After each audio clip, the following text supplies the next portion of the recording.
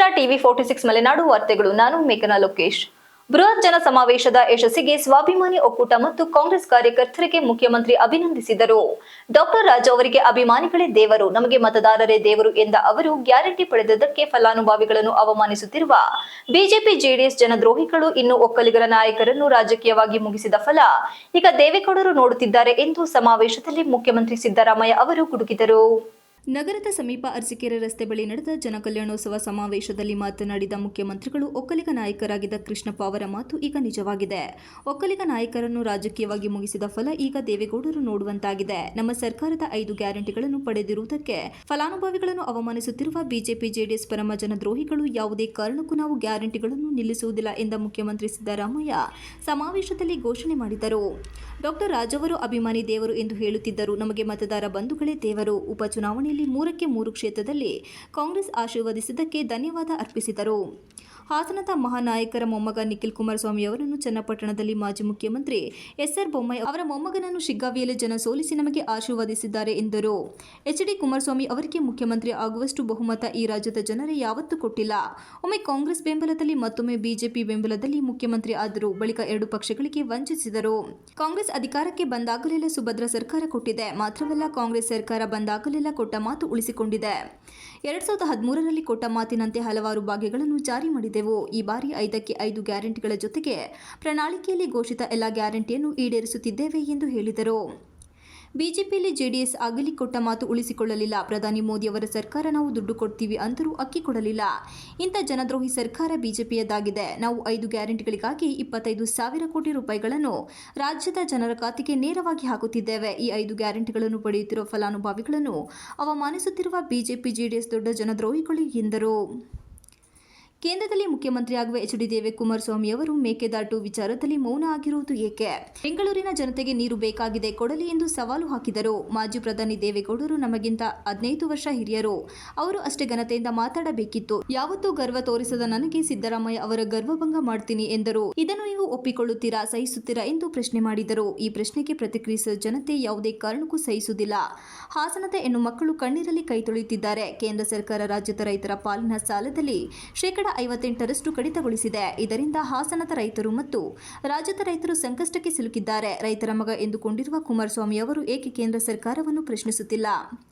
ನಬಾರ್ಡ್ನಿಂದ ಆಗಿರುವ ಅನ್ಯಾಯವನ್ನು ಕುಮಾರಸ್ವಾಮಿ ಅವರು ಏಕೆ ಸರಿಪಡಿಸುತ್ತಿಲ್ಲ? ಕಳೆದ ಹಣಕಾಸು ವರ್ಷದಲ್ಲಿ ಕೇಂದ್ರದಲ್ಲಿ ರಾಜ್ಯಕ್ಕೆ ಆಗಿರುವ 11,000 ಕೋಟಿ ರೂಪಾಯಿಯನ್ನು ರಾಜ್ಯಕ್ಕೆ ಕೊಡಿಸಲು ಬಿಜೆಪಿ ಜೆಡಿಎಸ್ ಏಕೆ ಬಾಯಿ ಬಿಡುತ್ತಿಲ್ಲ ಎಂದು ಪ್ರಶ್ನಿಸಿದರು. ರಾಜ್ಯದ ಜನರಿಗೆ ಆಗುತ್ತಿರುವ ಅನ್ಯಾಯ ಸರಿಪಡಿಸಲು ಕುಮಾರಸ್ವಾಮಿ ಅವರಿಗೆ ಮತ್ತು ಬಿಜೆಪಿ ಸಂಸದರಿಗೆ ಮುಖ್ಯಮಂತ್ರಿಗಳು ಸವಾಲು ಹಾಕಿದರು. ದೇವೇಗೌಡರು ರಾಜಕೀಯವಾಗಿ ಒಕ್ಕಲಿಗ ನಾಯಕರನ್ನು ನಿರಂತರವಾಗಿ ಮುಗಿಸುತ್ತಿದ್ದಾರೆ. ಬಚ್ಚೇಗೌಡರು, ವೈ.ಕೆ. ರಾಮಯ್ಯ, ಬೈರೇಗೌಡರು, ಕೃಷ್ಣಪ್ಪ, ಚಲುವರಾಯಸ್ವಾಮಿ ಸೇರಿ ಎಷ್ಟೋ ಮಂದಿ ಒಕ್ಕಲಿಗ ನಾಯಕರನ್ನು ದೇವೇಗೌಡರು ರಾಜಕೀಯವಾಗಿ ಮುಗಿಸಿದರು.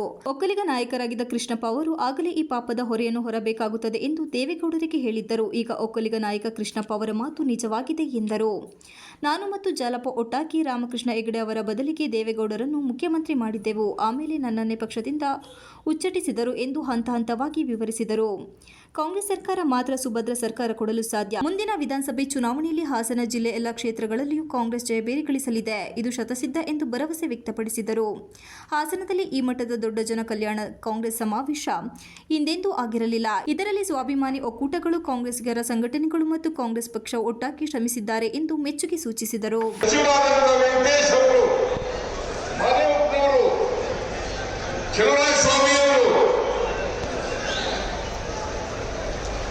ಅವರೆಲ್ಲರೂ ಕೂಡ ನಾವು ಈ ಸಾರಿ ಹಾಸನದಲ್ಲೇ ಮಾಡಬೇಕು, ಮೈಸೂರಿನಲ್ಲಿ ಮಾಡೋದು ಬೇಡ.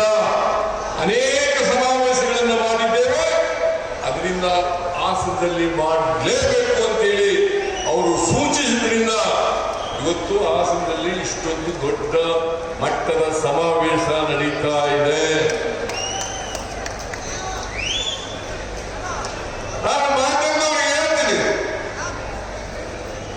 ಇನ್ನೊಂದು ಚರ್ಚೆ ನಡೀತದೆ ಮಾಧ್ಯಮದಲ್ಲಿ, ಯಾವ ಕಾರಣಕ್ಕೋಸ್ಕರ ನೀವು ಮಾಡ್ತಾ ಇದ್ದೀರಿ? ನಾನು ಹೇಳಿದೆ, ಇದು ಬರೀ ನಮ್ಮ ಪಕ್ಷದ ಕಾರ್ಯಕರ್ತರು ಮಾಡ್ತಾ ಇರ್ತಕ್ಕಂಥ ಸಮಾವೇಶ ಅಲ್ಲ, ಸ್ವಾಭಿಮಾನಿಗಳ ಒಕ್ಕೂಟ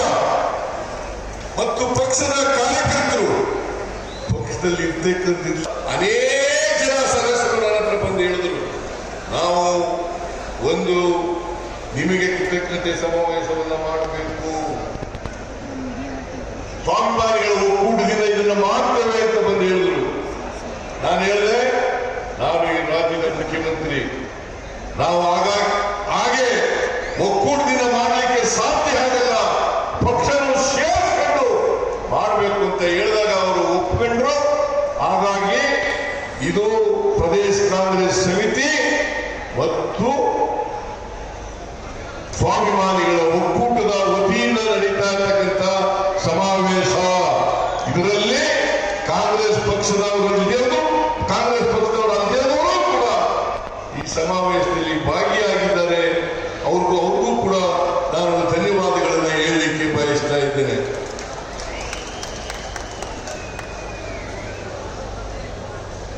ರಾಜ್ಕುಮಾರ್ ಅವರು ಮಾತು ಹೇಳ್ತಾ ಇದ್ರು, ಅದೇನಪ್ಪ ಅಂತಂದ್ರೆ ಅಭಿಮಾನಿ ದೇವರು ಅಂತ ಹೇಳ್ತಾ ಇದ್ರು. ಅಭಿಮಾನಿ ದೇವರು ನಮಗೆ ಮತದಾರ ಬಂಧುಗಳೇ ದೇವರು ಅಂತಕ್ಕಂಥ ಮಾತುಗಳನ್ನು ಹೇಳಿದ್ದಾರೆ. ಮತದಾರ ಬಂಧುಗಳು, ನಾವು 3 ಉಪಚುನಾವಣೆಗಳನ್ನು ಗೆದ್ದೆವು. ಒಂದು ಚನ್ನಪಟ್ಟಣ, ಇನ್ನೊಂದು ಸಂಡೂರು, 3ನೇದು ಸಿದ್ದಾವಿ. ಸಂಡೂರಿನಲ್ಲಿ ಮಾತ್ರ. ಸಮಾವೇಶದಲ್ಲಿ ಉಪಮುಖ್ಯಮಂತ್ರಿ ಡಿಕೆ ಶಿವಕುಮಾರ್ ಮಾತನಾಡಿ, ತಲೆಕೆಡಿಸಿಕೊಳ್ಳಬೇಡಿ, ಈ ಬಂಡೆ ಡಿಕೆ ಶಿವಕುಮಾರ್ ಸಿದ್ದರಾಮಯ್ಯ ಜೊತೆ ಇರ್ತೇವೆ, ಈಗಲೂ ಇರ್ತೇನೆ, ಮುಂದೆಯೂ ಇರ್ತೇನೆ, ಸಾಯುವವರೆಗೂ ಇರ್ತೇನೆ.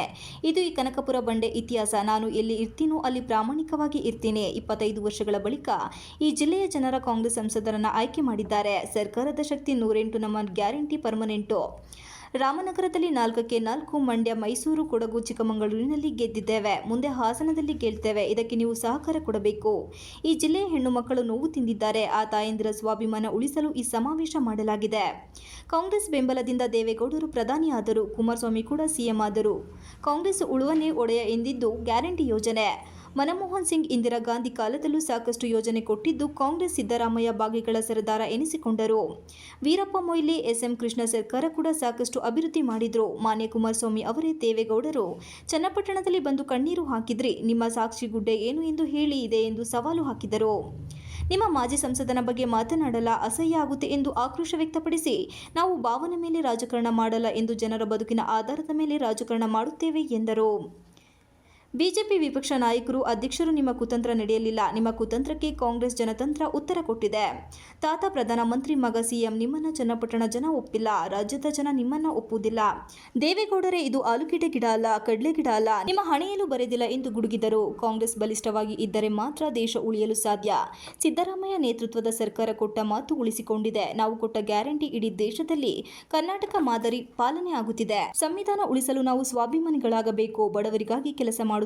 ನಮ್ಮ ಸಂಪುಟ ಎಲ್ಲ ಮಂತ್ರಿಗಳು, ಶಾಸಕರು ಒಗ್ಗಟ್ಟಿನಿಂದ ಕೆಲಸ ಮಾಡುತ್ತೇವೆ ಎಂದು ವಿಶ್ವಾಸ ವ್ಯಕ್ತಪಡಿಸಿದರು. ಆದರೆ ನೀವು ಮಾಡಿದಂತ ಸಾಧನೆ ಗ್ಯಾರಂಟಿ ಏನು? ಅದಕ್ಕೆ ಇವತ್ತು ಈ ಜನ ಕಲ್ಯಾಣ ಕಾರ್ಯಕ್ರಮದಲ್ಲಿ, ಜನ ಕಲ್ಯಾಣ ಸಮಾವೇಶದಲ್ಲಿ ನಮ್ಮ ಕಾಂಗ್ರೆಸ್ ಪಕ್ಷದ ಇತಿಹಾಸ, ಕಾಂಗ್ರೆಸ್ ಪಕ್ಷದ ಶಕ್ತಿ, ಕಾಂಗ್ರೆಸ್ ಪಕ್ಷದ ಕಾರ್ಯಕ್ರಮ, ಇದನ್ನ ತಮ್ಮೆಲ್ಲರೂ ಕೂಡ ಚರ್ಚೆ ಮಾಡಲಿಕ್ಕೆ ನಾವೆಲ್ಲ ಇಲ್ಲಿಗೆ ಬಂದಿದ್ದೇವೆ.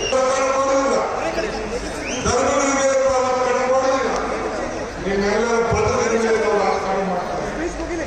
ನಮ್ಮ ಅಧಿಕಾರ ಇವತ್ತೇನಿದೆಯಲ್ಲ, ಇದು ನಶ್ವ. ಕಾರ್ಯದ ಸಾಧನೆಗಳು, ಕಾಂಗ್ರೆಸ್ ಪಕ್ಷದ ಸಾಧನೆಗಳು ನಾವು ಎಷ್ಟೇ ಅಧಿಕಾರದಲ್ಲಿ ಏನೇ ಸಾಧನೆ ಮಾಡಿದ್ರು ಕೂಡ ಕೊನೆಗೆ ಮತದಾರರನ್ನೇ ಈಶ್ವರ ಅಂತೇಳಿ ನಿಮ್ಮಲ್ಲಿ ನಂಬಿ ನಿಮ್ಗೆಲ್ಲ ಕೃತಜ್ಞತೆ ಸಲ್ಲಿಸಬೇಕು ಅಂತೇಳಿ ನಿಮ್ಮ ಮುಂದೆ ನಾವು ಇಟ್ಟಿದ್ದೇವೆ. ಇದು ಜನ ಕಲ್ಯಾಣ, ಕೇವಲ ಜನ ಕಲ್ಯಾಣದ ಸಮಾವೇಶ ಮಾತ್ರವಲ್ಲ, ಇದು ಗ್ಯಾರಂಟಿಗಳ ಗೆಲುವಿನ ನಂಬಿಕೆಯ ಸಮಾವೇಶ ಅಂತ ಹೇಳಿ ನನಗೆ ಬಹಳ ಸಂತೋಷ ಆಗ್ತದೆ. ಅದು ಬಿಜೆಪಿಯ ನಮ್ಮ ವಿರೋಧ ಪಕ್ಷದ ಬಿಜೆಪಿಯ ವಿರೋಧ ಪಕ್ಷದ ನಾಯಕರು, ಅಧ್ಯಕ್ಷ ನಮ್ಮ ವಿಜಯೇಂದ್ರ ಸೇರಿ ನಿಮ್ಮ ಕುತಂತ್ರ ಅವರಿಬ್ರು ಹೇಳಿಕೆ ನಾನು ಬಯಸ್ತಾ ಇದ್ದೀನಿ. ನಿಮ್ಮ ತಂತ್ರ ಕುತಂತ್ರ ನಡೆಯಲಿಲ್ಲ. ನಿಮ್ಮ ಕುತಂತ್ರಕ್ಕೆ ಕಾಂಗ್ರೆಸ್ ಜನತಂತ್ರ ಜನಶಕ್ತಿ ಈಗಾಗಲೇ ಉತ್ತರವನ್ನು ಕೊಟ್ಟಿದೆ. ಬರೀ ಚನ್ನಪಟ್ಟಣ ಒಂದೇ ಅಲ್ಲ, ಕಲ್ಯಾಣ ಕರ್ನಾಟಕದ ಸಣ್ಣೂರಲ್ಲಿ ಉತ್ತರ ಕೊಟ್ಟಿದೆ. ಮತ್ತೊಬ್ಬ ಮುಖ್ಯಮಂತ್ರಿ ಮಗ ಬೊಮ್ಮಾಯಿಯವರ ಸುಪುತ್ರರು ಬಿಜೆಪಿಗೆ ಅಲ್ಲಿ ಶಿಕಾಗೋದಲ್ಲಿ ಉತ್ತರ ಕೊಟ್ಟಿದೆ. ತಂದೆ ತಾತ ಪ್ರಧಾನಮಂತ್ರಿ, ಮಗ ಮುಖ್ಯಮಂತ್ರಿ, ನಿಮ್ಮ ಕ್ಷೇತ್ರದಲ್ಲಿ ಇವತ್ತು ಚನ್ನಪಟ್ಟಣದಲ್ಲಿ ಜನ ನಿಮ್ಮನ್ನು ಒಪ್ಪಲಿಕ್ಕೆ ಸಾಧ್ಯ ಇಲ್ಲ.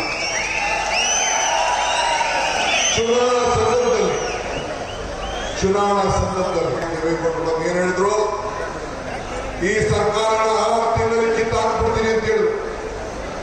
ದೇವೇಗೌಡರು ಹೇಳಿದ್ರು, ನಾವು ಬಿಜೆಪಿ ಇಬ್ಬರು ಸೇರಿ ಈ ಸರ್ಕಾರ ಕಿತ್ತಿಸಿದ್ದೀನಿ ಅಂತಂದ್ರು. ದೇವೇಗೌಡ್ರೆ, ಹಾಸನದಲ್ಲಿ ಬೆಳೆಯುವಂತ ಆಲೂಗಡ್ಡೆ ಗಿಡ ಅಲ್ಲ,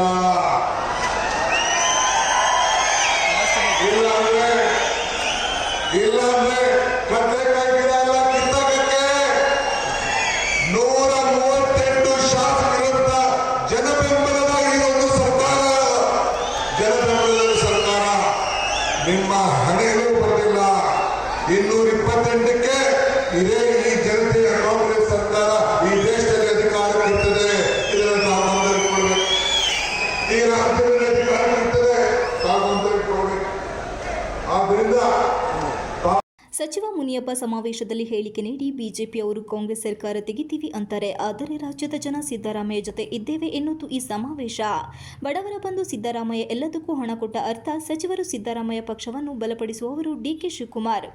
ಬಿಜೆಪಿಯವರು ಜೆಡಿಎಸ್ನವರು ಈ ಸರ್ಕಾರ ತೆಗೆಯಲು ಹೊರಟಿದ್ದಾರೆ. ದಿನಕ್ಕೊಂದು ನೋಟಿಸ್ ಕೊಟ್ಟು ಸಿಎಂ ಅವರಿಗೆ ತೊಂದರೆ ಕೊಡುತ್ತಿದ್ದಾರೆ. ಆದರೆ ಏನೇ ಆದರೂ ನಿಮ್ಮ ಜೊತೆ ಇದ್ದೇವೆ, ನೀವು ಅಂಜಬೇಕಿಲ್ಲ. ಸಿದ್ದರಾಮಯ್ಯನವರಿಗೆ ತೊಂದರೆ ಕೊಟ್ಟರೆ ಸಹಿಸಲ್ಲ ಎಂದ ಮುನಿಯಪ್ಪ ಗುಡುಗಿದರು. दिल्ली की बीजेपी की सरकार बार बार कांग्रेस के अध्यक्ष खड़गे साहब से बदला लेने की साजिश क्यों करती है? ಇವತ್ತು ತಮಗೆ ಗೊತ್ತಿದೆಯಾ, ಕೇಂದ್ರದಲ್ಲಿರ್ತಕ್ಕಂಥ ಬಿಜೆಪಿ ಸರ್ಕಾರ ನಮ್ಮ ಕಾಂಗ್ರೆಸ್ ಪಕ್ಷದ ರಾಷ್ಟ್ರ ಅಧ್ಯಕ್ಷರಾದಂತ ಶ್ರೀ ಮಲ್ಲಿಕಾರ್ಜುನ ಮಂತ್ರಿಗಳಾಗಿರ್ತಕ್ಕಂಥ ಸನ್ಮಾನ್ಯ ಸಿದ್ದರಾಮಯ್ಯ ನೋಡಿದ್ರೆ ಯಾಕೆ ಅವ್ರಿಗೆ ಆಗೋದಿಲ್ಲ ಅಂತ ಹೇಳಿ ತಮಗೆ ಗೊತ್ತಿದೆಯಾ? क्योंकि राहुल गांधी जी, मल्लिकार्जुन खड़गे जी, सिद्धरामैया जी, डीके शिव कुमार जी गरीब की, दलित की, पिछड़े की, आदिवासी की, अल्पसंख्यक की, नौजवान की, किसान की, महिला की लड़ाई लड़ते हैं. इसलिए दिल्ली की सरकार इन पर हमला बोल रही है. दिल्लिಯವರು ಯಾಕೆ ಇವ್ರ ಮೇಲೆ ದ್ವೇಷ ಮಾಡ್ತಾರೆ ಅಂತಂದ್ರೆ, ರಾಹುಲ್ ಗಾಂಧೀಜಿ ಅವರಾಗಿರ್ಬೋದು, ಮಲ್ಲಿಕಾರ್ಜುನ ಖರ್ಗೆ ಸಾಹೇಬರಾಗಿರ್ಬೋದು, ನಮ್ಮ ಮುಖ್ಯಮಂತ್ರಿಗಳಾಗಿರ್ತಕ್ಕಂಥ ಸಿದ್ದರಾಮಯ್ಯ ಶಿವಕುಮಾರ್ ಅವರಾಗಿರ್ಬೋದು, ಅವರೆಲ್ಲರೂ ಕೂಡ ಈ ದೇಶದಲ್ಲಿರ್ತಕ್ಕಂಥ ದಲಿತರನ್ನ, ಅಲ್ಪಸಂಖ್ಯಾತರನ್ನ, ಹಿಂದುಳಿದವರನ್ನ, ಮಹಿಳೆಯರನ್ನ, ಯುವಕರನ್ನ, ಕಾರ್ಮಿಕರನ್ನ, ಇವರೆಲ್ಲರ ರಕ್ಷಣೆಗೆ ಇವ್ರು ನಿಲ್ತಾರೆ ಅಂತ ಹೇಳಿ ಅವ್ರ ಮೇಲೆ ನಿರಂತರವಾಗಿ ಹಲ್ಲೆ ಮಾಡ್ತಾ ಇರ್ತಕ್ಕಂಥದ್ದು, ಆರೋಪ ಮಾಡ್ತಾ ಇರ್ತಕ್ಕಂಥದ್ದು.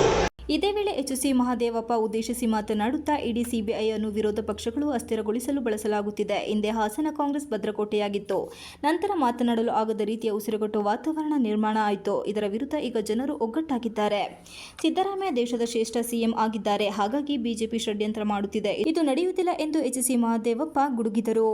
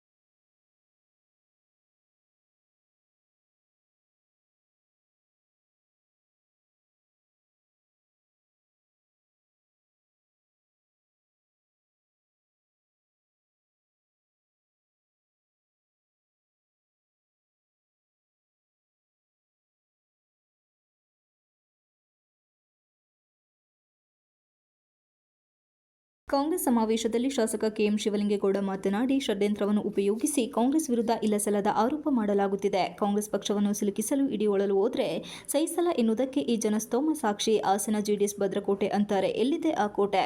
25 ವರ್ಷಗಳ ನಂತರ ಸಂಸತ್ ಸ್ಥಾನ ಗೆದ್ದಿದ್ದೇವೆ. ಈಗ ಚುನಾವಣೆ ನಡೆದರೂ ಜಿಲ್ಲೆ 7ಕ್ಕೆ 7 ಸ್ಥಾನ ಗೆಲ್ತೇವೆ.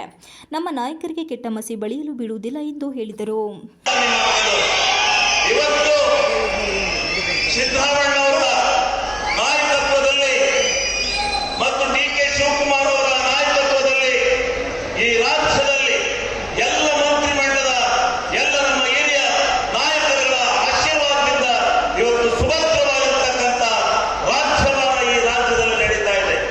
ನೀವೇನಾದರೂ ಹೇಳಿದರೆ ಹಾಸನ ಜಿಲ್ಲೆಯಲ್ಲಿ ಏನೋ ಹೇಳ್ತಾರೆ, ಜೆಡಿಎಸ್ನ ಭದ್ರಕೋಟೆ ಅಂತೇಳಿ. ಎಲ್ಲಿ ಜೆಡಿಎಸ್ನ ಭದ್ರಕೋಟೆ? ಎಲ್ಲಿದೆ ಜೆಡಿಎಸ್ನ ಭದ್ರಕೋಟೆ? 25 ವರ್ಷಗಳಿಂದ ಯಾವ ಪಾರ್ಲಿಮೆಂಟ್ ಸದಸ್ಯತ್ವವನ್ನ ತೆಗೆದುಕೊಳ್ಳಲಿಕ್ಕೆ ಸಾಧ್ಯ ಇಲ್ಲ. ಆ ಸದಸ್ಯತ್ವವನ್ನ ನಮ್ಮೆಲ್ಲ ನಾಯಕರ ಆಶೀರ್ವಾದ, ನಿಮ್ಮ ಆಶೀರ್ವಾದದಿಂದ ನಾವು ಗೆದ್ದಿದ್ದೇವೆ. ನಾವು ಗೆದ್ದು ಇವತ್ತು ಹಾಸನ ಜಿಲ್ಲೆಯಲ್ಲಿ ಇವತ್ತು ಚುನಾವಣೆ ನಡೆದು ನಮ್ಮ 7 ಕ್ಷೇತ್ರದಲ್ಲಿ ಶಾಸಕ ಸ್ಥಾನದಲ್ಲಿ 7 ಕ್ಷೇತ್ರವನ್ನ ಗೆಲ್ಲತಕ್ಕಂಥ ಬಲಿಷ್ಠವಾಗಿದ್ದೇವೆ ಅಂತಕ್ಕಂಥ ಮಾತನ್ನು ನಾನು ಈ ಸಭೆಯಲ್ಲಿ ಹೇಳಲಿಕ್ಕೆ ಬಯಸ್ತೇನೆ. ಇವತ್ತು ಜನಪರವಾದಂತಹ ಕಾರ್ಯಕ್ರಮಗಳನ್ನು ಸಿದ್ದರಾಮಯ್ಯ ನೇತೃತ್ವದ ಸರ್ಕಾರ ಏನಿವತ್ತು ಈ ರಾಜ್ಯದಲ್ಲಿ ಕೊಟ್ಟಿದೆ, ಅದನ್ನು ಮರೆಯಲಿಕ್ಕೆ ಸಾಧ್ಯ ಇಲ್ಲ. ಅದನ್ನು ಯಾರೂ ಮರೆಯಲಿಲ್ಲ. ಎಲ್ಲ ಜನ ನಮ್ಮ ಪರವಾಗಿದ್ದಾರೆ. ನೀವು ಯಾವುದೇ ಅಹಿತಕರವಾದಂತಹ ಘಟನೆಗಳನ್ನು ತಂದು ನೀವು ಇದು ಮಾಡಿದ್ರು ಆಗಲಿಲ್ಲ. ನಾನು ಹೇಳಿದ್ದೇನೆ, ಮೊನ್ನೆ ಕೂಡ ಹೇಳಿದ್ದೇನೆ, ಯಾವುದೇ ಕಾರಣದಿಂದ ನಮ್ಮ ನಾಯಕರಿಗೆ ನೀವು ಕೆಟ್ಟ ಮಸಿಯನ್ನು ಬರೆಯಲಿಕ್ಕೆ ಸಾಧ್ಯ ಇಲ್ಲ. ನಾವೆಲ್ಲ ಮುಂದಾಗಿ ಈ ರಾಜ್ಯದಲ್ಲಿ ಕಾಂಗ್ರೆಸ್ ಪಕ್ಷವನ್ನ ಸದೃಢವಾಗಿ ಮಾಡ್ತೇವೆ. ಹಾಸನ ಜಿಲ್ಲೆಯಲ್ಲಿ ಸಮಾವೇಶದಲ್ಲಿ ಸಚಿವ ಕೆಎನ್ ರಾಜಣ್ಣ ಪ್ರಾಸ್ತಾವಿಕ ಭಾಷಣದಲ್ಲಿ ಮಾತನಾಡಿ, ದೇಶದಲ್ಲಿ ನಿಜವಾದ ಚುನಾವಣಾ ಚಾಣಕ್ಯ ರಣದೀಪ್ ಸಿಂಗ್ ಸುರ್ಜೇವಾಲಾ. ಹಾಸನ ಎಂದರೆ ಯಾರದೋ ಒಬ್ಬರದು ಜಹಗೀರ್ ಎನ್ನುವಂತೆ ಇತ್ತು. ಅದನ್ನು ಹುಸಿ ಮಾಡಿದ್ದು ಈ ಜಿಲ್ಲೆಯ ಜನ. ಅವರಿಗೆ ಧನ್ಯವಾದ ಹೇಳುತ್ತೇನೆ. ರಾಜ್ಯದಲ್ಲಿ ತಳ ಸಮುದಾಯದ, ಅಸಹಾಯಕ ಸಮುದಾಯದ ಕಾಂಗ್ರೆಸ್ ಜೊತೆಗೆ ಇದೆ ಎನ್ನುವುದಕ್ಕೆ ಈ ಸಮಾವೇಶ ಸಾಕ್ಷಿ. ಹಾಸನ ಜಿಲ್ಲಾ ಪಂಚಾಯತ್ನಲ್ಲಿ ಕಾಂಗ್ರೆಸ್ ಅಧಿಕಾರಕ್ಕೆ ತರಬೇಕು ಎಂದು ಕರೆ ನೀಡಿದರು. ಶಿವಕುಮಾರ್ ಅವರ ನೇತೃತ್ವ ಮಾರ್ಗದರ್ಶನದಲ್ಲಿ ಇವತ್ತು ಕಾಂಗ್ರೆಸ್ ಸದೃಢವಾಗಿ ಹಾಸನದಲ್ಲಿ ಇವತ್ತು ಬಂದಿದೆ ಅಂತಕ್ಕಂಥದ್ದನ್ನ ತಾವೆಲ್ಲರೂ ಕೂಡ ಶ್ರೇಯಸ್ ಪಟೇಲ್ ಅವರ ಗೆಲುವಿನ ಮುಖಾಂತರ ಸಾಬೀತು ಮಾಡಿತ್ತು. ಇವತ್ತು ಹಿರಿಯ ಸಮಾವೇಶದಲ್ಲಿ ಗೃಹ ಸಚಿವ ಜಿ. ಪರಮೇಶ್ವರ್ ಮಾತನಾಡಿ, ಕಾಂಗ್ರೆಸ್ ಕೊಟ್ಟ ಭರವಸೆಯನ್ನು ನಾವು ಈಡೇರಿಸಿದ್ದೇವೆ. ಕಾಂಗ್ರೆಸ್ಗೆ 136 ಸ್ಥಾನ ಕೊಟ್ಟು ಬಿಜೆಪಿಗೆ ಪಾಠ ಕಲಿಸಿದ್ದಾರೆ. ಆದರೆ ಅವರು ಪಾಠ ಕಲಿತಂತೆ ಕಾಣ್ತಾ ಇಲ್ಲ. ನಾವು ನುಡಿದಂತೆ ನಡೆಯುತ್ತಿದ್ದೇವೆ. ಇದು ಅವರಿಗೆ ಹೊಟ್ಟೆ ಉರಿಯಾಗಿದೆ. ನಮ್ಮ ಗ್ಯಾರಂಟಿಯನ್ನು ಅವರು ಕೂಡ ಬೇರೆ ರಾಜ್ಯದಲ್ಲಿ ಕಾಪಿ ಮಾಡುತ್ತಿದ್ದಾರೆ. ಕಾಂಗ್ರೆಸ್ ಪಕ್ಷವನ್ನು ನೀವು ಬಿಜೆಪಿ ಜೆಡಿಎಸ್ ಅಲ್ಲಾಡಿಸಲು ಆಗಲ್ಲ. ನಿಮ್ಮನೆ 5 ಬಾಗಿಲು ಆಗಿದೆ. ಆದರೆ ನೀವು ನಮಗೆ ಹೇಳ್ತೀರಾ ಎಂದರು. ನಿಮ್ಮಂತೆ ನಮ್ಮಲ್ಲಿ ಗುಂಪುಗಾರಿಕೆ ಇಲ್ಲ. ಯಾವ ಪಕ್ಷ ಜಾತ್ಯತೀತ ಎಂದು ಹೇಳಿಕೊಂಡು ಹಾಸನದ ಜನತೆಗೆ ಮಂಕುಬೂದಿ ಎರಚುತ್ತಿದ್ದರು. ನೀವು ಕೋಮುವಾದಿ ಬಿಜೆಪಿ ಜೊತೆ ಸೇರಿ ಮಂತ್ರಿ ಆಗಿದ್ದಿರಲ್ಲ, ನಿಮಗೆ ನಾಚಿಕೆ ಆಗಲ್ವಾ? ಮೊದಲು ಜಾತ್ಯತೀತ ಎನ್ನುವುದನ್ನು ಬದಲಾಯಿಸಿ. ಕುಮಾರಸ್ವಾಮಿ ಹೆಸರು ಹೇಳದೆ ಪರಮೇಶ್ವರ್ ವಾಗ್ದಾಳಿ ನಡೆಸಿದರು.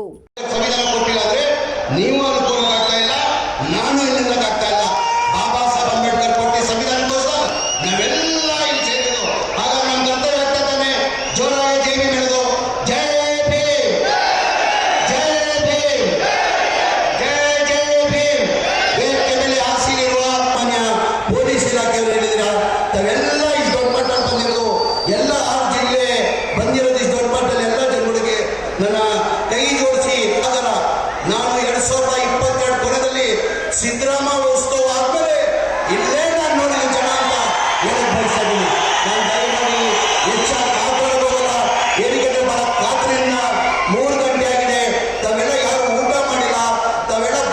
ಕಾರ್ಯಕ್ರಮ ಮುಗಿದ ಮೇಲೆ ನಗರದ ಹೊರವಲಯದ ಹೊಯ್ಸಳ ರೆಸಾರ್ಟ್ಗೆ ತೆರಳಿದ ಮುಖ್ಯ ದ್ವಾರದಲ್ಲಿ ಕುಂಕುಮ ಹಚ್ಚಿಕೊಳ್ಳಲು ಸಿಎಂ ಮತ್ತು ಜೊತೆ ಡಿಸಿಎಂ ಡಿಕೆಶಿ ಕೂಡ ತಿಲಕ ಇಟ್ಟುಕೊಳ್ಳಲು ನಿರಾಕರಣೆ ಮಾಡಿದರು. ಸಿಎಂ ಡಿಸಿಎಂಗೆ ಸ್ವಾಗತ ಕೋರಿದ ರೆಸಾರ್ಟ್ ಸಿಬ್ಬಂದಿಗಳು ಈ ವೇಳೆ ಮುಖ್ಯಮಂತ್ರಿ ಉಪಮುಖ್ಯಮಂತ್ರಿಗಳಿಗೆ ತಿಲಕ ಇಡಲು ಹೋದ ವೇಳೆ ನಿರಾಕರಣೆ ಮಾಡಿದರು. ಮತ್ತೆ ಕುಂಕುಮ ಹಚ್ಚಿಕೊಳ್ಳಲು ನಿರಾಕರಿಸಿದ ಘಟನೆ ಸಂಭವಿಸಿತು. ಸಿಎಂಗೆ ತಿಲಕ ಅಷ್ಟೇ ಸರ್ ಎಂದ ಸಚಿವ ಕೆಎನ್ ರಾಜಣ್ಣ ಬೇಡ ತಿಲಕ ಎಂದು ನಿರಾಕರಿಸಿದ ಸಿಎಂಗೆ ತಿಲಕ ಅಷ್ಟೇ ಸರ್ ಎಂದ ಸಚಿವ ಕೆಎನ್ ರಾಜಣ್ಣ ಬೇಡ ಎಂದು ತಿಲಕ ನಿರಾಕರಿಸಿದ ಸಿಎಂ ಡಿಸಿಎಂ ಸಂಸದ ಶ್ರೇಯಸ್ ಎಂ ಪಟೇಲ್ ಅವರು ಸ್ವಾಗತ ಮಾಡಿದರು. Srinivas TV 46 Malenadu news Hassan.